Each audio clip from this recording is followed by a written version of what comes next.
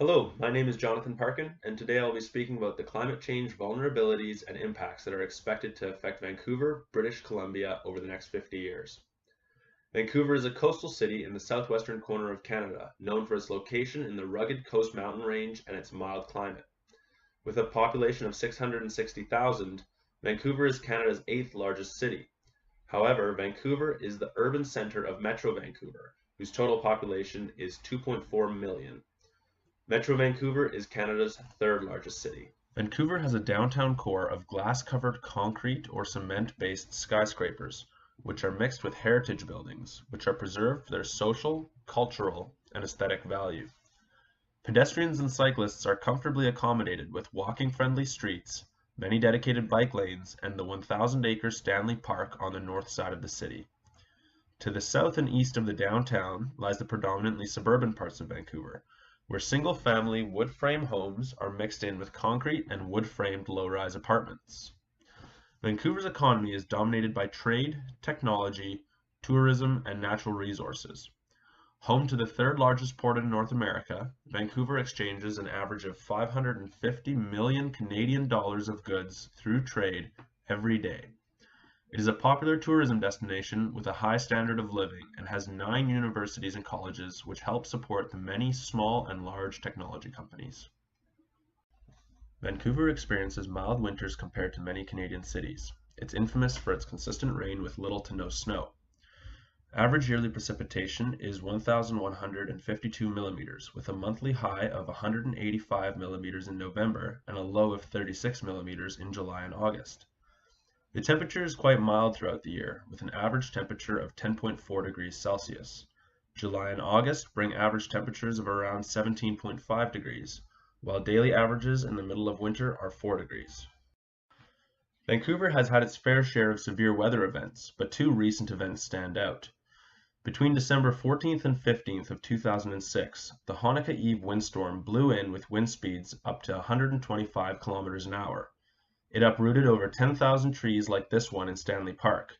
It caused power outages affecting over 240,000 people and caused millions of dollars of damage to the city's seawall.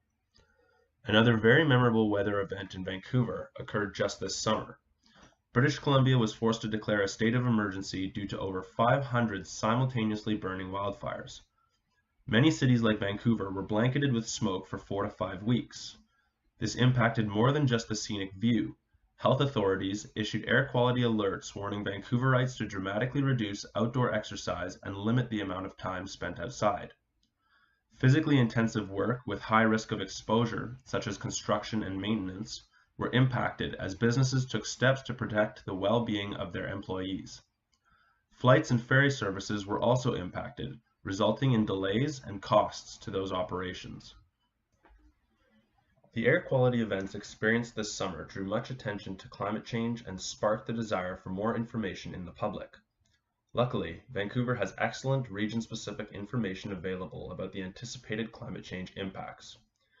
In addition to IPCC's 5th Assessment Report, the Pacific Climate Impacts Consortium based at the University of Victoria has comprehensively researched and published the expected impacts for the Georgia Basin. This plot, taken from the 2016 PCIC report on projected climate change to the basin, shows projected changes to the local temperature and precipitation for the time horizon of 2050. These changes are all referenced to the 1969 to 1990 baseline. Each point on the plot represents the projected result of a single global climate model from the Coupled Model Intercomparison Project 3. The red diamonds are what I want to draw your attention to. These represent 15 global climate models which were used to model the next set of graphs that I will show you. Each global climate model was run for the A2 and B1 SRES scenarios. These 15 models, each run twice, were combined to produce the results used to construct these graphs. These plots show projected mean temperature and precipitation change for Metro Vancouver for the 2020, 2050, and 2100 time horizons. The black line indicates the median values in each set, while the dark gray region shows the second and third quartiles. The light gray regions show the 10th to 90th percentiles of data. We can see from this that the projected mean temperature rise for 2050 in Metro Vancouver is 1.8 degrees Celsius, while the anticipated precipitation change for 2050 is an increase of 7% annually. Looking at it from a seasonal perspective, temperatures in the summer during the 2050s are anticipated to be between 1.4 and 2.8 degrees warmer than the baseline, while summer precipitation is projected to fall by 15%. Winter temperatures are also projected to increase between 0.8 and 2.7 degrees, with winter precipitation in the 2050s expected to be 6% greater than it is now. The large ranges of projected precipitation changes show that there is still work to be done in understanding and projecting climate change impacts. Being a port city, another climate change impact that will directly affect Vancouver's infrastructure and planning is sea level rise. In their Climate Change Adaptation and Strategy report, the City of Vancouver references the BC Ministry of Environment's expected sea level rise figures. These numbers identify the global increase in mean sea level as 50 centimeters, which corresponds well with the average sea level rise projected in the IPCC Fifth Assessment Report. In their Climate Action Plan, the City of Vancouver has found that 3 out of 4 of the most pressing climate change impacts are related to water. These are flooding by inundation, flooding by precipitation, and damage due to rain and windstorms. The fourth vulnerability is health impacts due to warmer summer temperatures. For the purpose of this discussion, I'd like to focus on Vancouver's largest vulnerability to climate change impacts, its sewers. The majority of the sewer system is infrastructure built prior to or during the 1960s. This system serves more than 600,000 residents of Vancouver.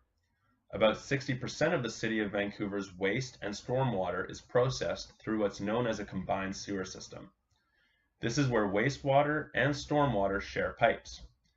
An increase in the frequency of abnormally heavy rain events will cause stress on the sewage system. This was already experienced during a rainfall on September 19th of 2010, when heavy rainfall resulted in almost 200 claims and reports filed with the city. Metro Vancouver commissioned in-depth analyses into required adaptations of the water utilities in 2008. The issue of adapting infrastructure is complex. Considerations such as population growth, stormwater diversion strategies, land use planning, water conservation programs, and seismic considerations all contribute to determining appropriate adaptations. The results of the study found that the combined components of the water collection systems, such as sewer trunks and sewer interceptors, are particularly vulnerable to increased rainfall intensity and frequency. This is due to the fact that they carry both stormwater and sewage. In cases where the capacity of the water collection system is overwhelmed, sewage and stormwater are likely to overflow or pool at street level. They may also back up at the water treatment facilities and increase landslide risks due to soil saturation. Beyond collection systems, strategic adaptations to water pumping, effluent disposal, buildings, tankage, and housed process equipment will need to be made in order to provide acceptable water treatment service under climate impacts projected to 2050. These infrastructure upgrades are underway in Vancouver as part of the Vancouver 2020 Climate Change Adaptation Strategy. Sea level rise also has the potential to impact the sewage utilities. Many of the sewer outfalls, shown here in red, are gravity-driven. Without adaptation, increased sea levels may reduce the ability of the sewers to effectively drain their contents through the outfalls. This would result in more frequent flooding of low areas near these outfalls.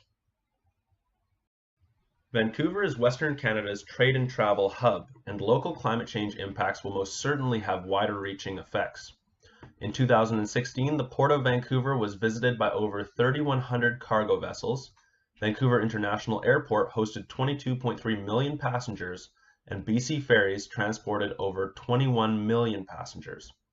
These shipping and transportation sectors could see increases in delays, operational costs, and infrastructure deterioration rates as they adapt to changes in the frequency and severity of weather events. The National Roundtable on the Environment and Economy estimates that climate change impacts on the BC timber market can range between $2 and $17 billion per year by the 2050s. As a dominant timber exporter, Vancouver and BC will feel the impacts of these costs to the economy. Not every projected impact is negative, however. Longer growing seasons will contribute to the agricultural sector in Greater Vancouver, and warmer summer temperatures are expected to increase Vancouver's appeal for vacationers, boosting the already thriving tourism industry.